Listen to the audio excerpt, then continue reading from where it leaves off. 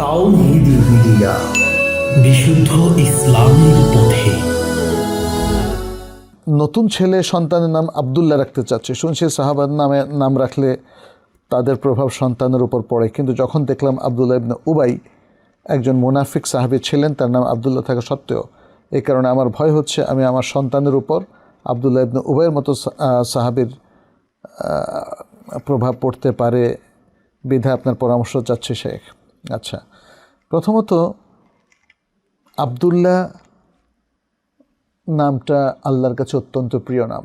আহাব্বুল আসমা ইলাল্লাহে আব্দুল রহমান, এই দুটো নাম, অথবা এরকম আরও নামও হতে পারে এটার সাথে মিল রেখে আব্দুল হালিম, আব্দুল আলিম, আব্দুল কবির, আব্দুল মুতাআল, হ্যাঁ, আব্দুল সামাদ, এভাবে আল্লাহর যে সিফাতি নামগুলো আছে সেখানের সাথে আব যোগ করে এ নাম রাখা যেতে পারে।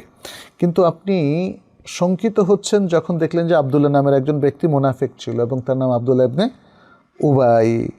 হ্যাঁ, তো এখন আপনার সন্তান যদি আবদুল্লাহ নাম হয় তাহলে আবদুল্লাহ ইবনে উবাইয়ের মতো মুনাফিক হয়ে যাবে কি না?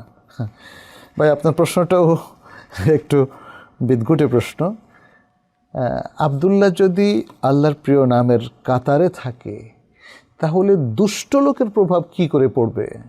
আপনি কি ছেলেকে আবদুল্লাহ বিন উবাইয়ের কাছে পাঠাবেন পড়ার জন্য? সে তো মারা গেছে অনেক আগেই। মানে এই চিন্তাটা কেন আসলো বলেন তো? অসম্ভব চিন্তাগুলো আপনাদের মাথায় কেন বারবার ঘুরে? সম্ভবত ওয়াসওয়াসা থেকে। আমি এবারও বলবো, আপনি বিতাড়িত শয়তান থেকে আল্লাহর কাছে আশ্রয় চান।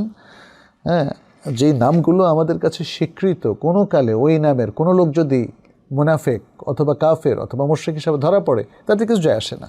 নাম তো আল্লাহর কাছে সুন্দর, অতএব সুন্দর নাম রেখে আমি এই নামের পৃথিবীতে যত মানুষ আছে, বিশেষ করে খারাপ মানুষ, তাদের প্রভাব পড়বে এই মানসিকতা পোষণ করা বা এই আশঙ্কা লালন করা কিংবা এরকম মনে করা এটা ঠিক নয়। বরং এটা যেহেতু আল্লাহর প্রিয় নাম, অতএব প্রিয় আল্লাহর প্রভাবটা তার উপর পড়বে বলে আমরা আশা করছি।